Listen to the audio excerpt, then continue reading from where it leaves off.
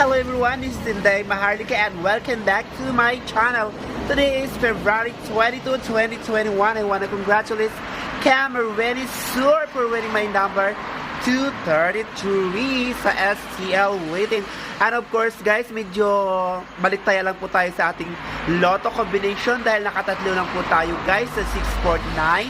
Nakuha po natin ang number 10, 17 at 32. Hoping this day makuha na natin ang 6 combination sa lotto para lahat tayo maging milyonaryo. At kung bago pa lang sa channel na ito, don't forget to like and to subscribe my channel para laging updated sa aking mga kalukuhan. Malay mo naman, nasa akin lang ang numerong iyong ikakapanalo. Today is February 22, 2021. Narito na ang mga lucky numbers na para sa inyo sa araw na ito. Let's watch this. Hello guys, nandito kami ng takla ng kalabaw para sa halaman. So and yun guys, nangunguha po kami ng takla ng kalabaw para maging healthy ang ating mga halaman. Hello. So yan guys. Oy, bumalik pa tayo bukas.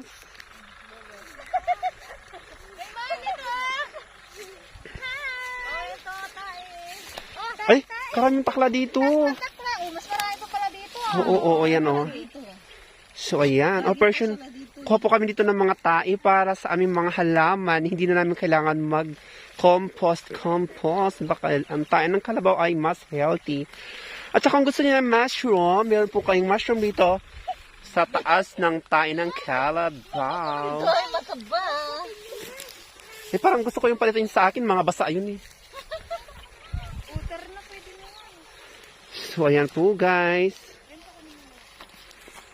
Ayan, punuin mo yan. Isasakay mo naman sa bike yan, di ba? Ayan, guys. Ay, Weng, magbalik ta. Bukas pa may salita mo kang katipaset. Ay, nabalikan tala rin bukas rin. Tama na yan. Ay, hindi ko naman yung metong.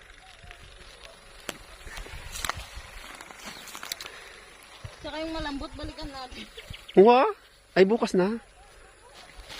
So, ayan po guys, nakakuha na po kami ng takla ng kalabaw. So, babalik po kami bukas dito guys dahil magtatanim kami ng maraming halaman. Medyo hapon na, kaya kailangan na namin mag-uwi. Ayan guys. Ganyan lang po pagkuha ng tayo ng kalabaw. Medyo simplihan natin, oh. Ayan, oh. Hindi naman po siya mabaho kasi nga mga leaves lang po yun na kinakain ng kalabaw. Kaya hindi siya ganun kabaw unlike the pupop ng mga tao na talagang odor. Ayan.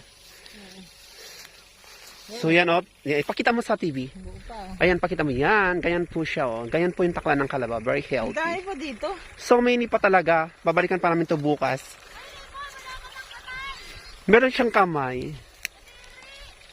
Ang wala akong kamay tanga. May plastic ako. So ayan po. Plastic ito oh. Meron namang alcohol. Ano ka ba? Diyan mo. Fertilizer yan. Yeah, it's what we call a fertilizer.